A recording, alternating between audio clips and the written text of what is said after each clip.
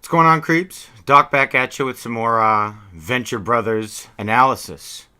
Now, last week I brought you my take on the first episode of Season 7, The Curse of the Haunted Problem. And this week I'll bring you Part 2, which is called A Rorqual Affair. And if you didn't know, Rorqual is a family of whales. So let's get into it. This is Part 2 in what is apparently the Morphic Trilogy. I think this is probably the first time that a story's, like a single story, has taken up so much space in the Ventureverse. I mean, they've had a bunch of two-part episodes, like 40 minutes, but this is a long haul. This is all going to come together to be like almost movie length. But here we go. It opens up with 21, aka Gary, having a nightmare inside of a classroom with Wandering Spider as a teacher. And Wandering Spider, if you didn't know, was the man that he's forced to kill last season so that the Monarch and himself could be cleared from any suspicion of being Blue Morpho and Kano. 21 is seemingly amid a moral crisis, trying to convince himself that he's a good man, something he's been struggling with for a while now. He awakens in terror to realize that he's overslept, and the Morphomobile is gone, so he has to resort to taking the subway. Meanwhile, the Monarch is at Wide Wales in his Morpho garb, assuming that Gary, aka 21, will be there any second to take the whale and his henchmen out. But obviously that does not happen, and Morpho, aka Monarch, is instead taken prisoner by Wide Whale. Alright. We then cut to a makeshift guild meeting held in a classroom, where Dr. Girlfriend is telling the members that they can't arch anyone until the Blue Morpho is caught. They all begin to throw tantrums until someone begins crushing a styrofoam cup very slowly to draw their attention, like Quint does with the chalkboard in Jaws. There's a lot of Jaws allusions in this episode. It is the Dracula armor-clad Red Death who promises to take out the Morpho as long as he is promised a seat on the council, which he is, of course, promised if he can deliver. We're now back again at Wide Wales, and we realize that he is wise to who the Morpho is. And we get his origin story, in which we are reminded of his brother, Dr. Dugong, who the Monarch killed with no motive. It's back in Season 3 when he wasn't allowed to arch Rusty, and he probably did it just because he wasn't allowed to arch Rusty, and he was just throwing a temper tantrum. We then get a flashback of Wide Whale and Dr. Dugong before they were transformed, and we get the story of how they both became fused with the whale DNA. Wide Whale, being the criminal who funded these experiments, was not very well versed in their mechanics, so when he attempted to make the breakthrough, it left both of them as freaks, and his brother left him in order to be a super scientist before he was killed by the Monarch. Cut back to the guild, who have assembled at a dock, claiming that they've caught the Blue Morpho. Again, another shout out to Jaws there. They have the fake Blue Morpho hanging upside down like they have the fake Jaws hanging upside down in Jaws. And like in Jaws, it's fake. It's just a homeless guy dressed up as the Blue Morpho that they hung up so they could get back to work. During all of this confusion, Wandering Spider's widow shows up to slap Dr. Girlfriend in the face and tell her off for allowing a vigilante to pick off members of the guild, like her husband. 21 finally realizes that enough is enough and everything has gone too far. And he tells Dr. Girlfriend that he has something important that she has to know. And back at the house, he tells her about Monarch's father being the Blue Morpho and the scheme they had both been operating the past several months so that they could arch Rusty again. She then realizes just how far her success has pushed them away from her. And then when he tries showing her the Morpho cave, there's nothing downstairs but a normal basement, which is very confusing. Cut back to Monarch, who's having a very confusing dream where he's drowning in the ocean next to Rusty, who refuses to help. And then Monarch cries out that, "You're never there for me," to Rusty, before being woken up, drenched by water in real life by Wide Whale. But that was another confusing little tidbit there. We now cut to 21 and Dr. Girlfriend at Red Death's house, who, after introducing them to his daughter, tells them that he's gonna help save the Monarch if he is allowed to take that position he was gunning for on the Council of 13. She agrees, and they head to the OSI Dummy Corp to find some physical information on an unknown individual. While she's looking, 21 and Red Death are sharing war stories. And Red Death pulls out a ticket stub with a Guild of Calamitous Intent stamp on it and says it was from movie night on Gargantua 1. Here we go. Here we go. Dr. Girlfriend turns around and seems familiar with the tale of movie night. So it's apparently a story that is in both Guild and OSI legend. Apparently, it was a botched kidnapping of Jonas Venture Sr.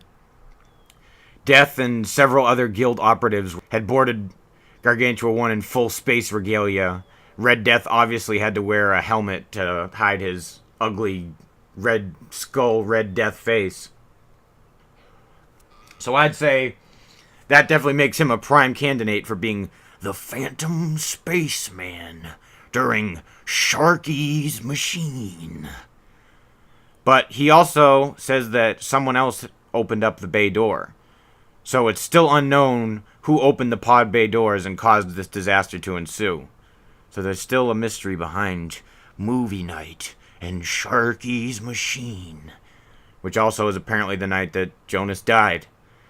So it's all starting to come together, but it hasn't fully come together yet. Okay, they then find the information. Dr. Girlfriend gives it to Red Death, and Dr. Girlfriend tells Red Death to get the man that the dossier talks about and meet them at Wide Wales. When they're at Wide Wales, 21 runs into Hank, or Enrico Mataza, on the elevator as he is making his offer from the previous episode. So the stories that have been running in tandem now have finally caught up with each other, so now it's just the story being told. We have both sides of the story. So now we're back to where we were at the end of the last one, and Hank has the gun pointed at the Monarch. And at this point, it's obvious that Wide Whale knows who Hank is and is promising him Serena's hand in marriage, a place in the house, a place in the family, just as long as he can kill the Monarch. And the Monarch knows who he is too, obviously, and is pretty confident that the trigger's not going to be pulled. And just as Wide Whale is about to do it himself, Red Death comes crashing in through the window, bringing with him the individual Dr. Girlfriend told him to bring from the dossier, who turns out to be Dr. Dugong, who was simply left for dead by the Monarch. His starfish DNA allowed him to regenerate shortly after, which leaves Wide Whale with no need to exact revenge on the Monarch. After his older brother gives his Jimmy Stewart voice a story about how he's been under OSI protection and he's been scared. You never answer mom's emails, and that's why you don't know. So this leaves him obviously feeling very guilty that he has to be the peaceful man that his older brother wants him to be. The story closes on Dr. Girlfriend telling Monarch that he's indeed still in the doghouse. But then the Venture Technology building begins its exodus after the Problem machine was struck by Pete. But just before it disappears, the Morphomobile flies down from above the Ventech building, with a man dressed as the Blue Morpho about to enter the fleeing building. So we still have a lot of questions unanswered here. A couple of puzzle pieces have been slid into place in this Rorqual Affair, this second installment of the Morphic Trilogy, as they seem to be calling it. And hopefully the third part just brings it all home. I know we're not going to get all the answers because that's going to take all the fun out of it. This show's a lot like Twin Peaks in that respect. I feel like they still can't give up the golden goose quite yet, I don't think, of like every single bit of information until the show's completely over. But I think that in the next episode we're going to get at least some scattered information about what the fuck is up with Jonas Venture Sr. and also what is up with the Blue Morpho. Why the Morpho cave is gone from the house, and who the fuck that was that pulled up to the Ventech building just as it's about to disappear. I mean, there's just so much left to still answer, and there's so much left to still ponder here, but I mean, it feels like there's no way that they can, in 20 minutes, pull out of their ass this, in closing out this entire story, even just the one that they've started from episode 1 of this season. Like, I don't understand how are we gonna get any sort of closure with the Blue Morpho story and get any kind of closure on the story of where the Venture building is going. So I feel like either one of those stories is going to have to be left open. And I think it's going to be the Morpho story, but who knows? Maybe the Ventech building will just be in the Phantom Zone or whatever for this entire season. and it'll just be the guild left in New York. I don't know. Who knows? It's been a wild fucking ride so far, and I can't wait to see what this last part of this, like I said, Morphic Trilogy, as they're billing it, is going to conclude. Because I mean, it's obviously not going to answer all of these questions, because they're like I said, they're all such like deep cut questions.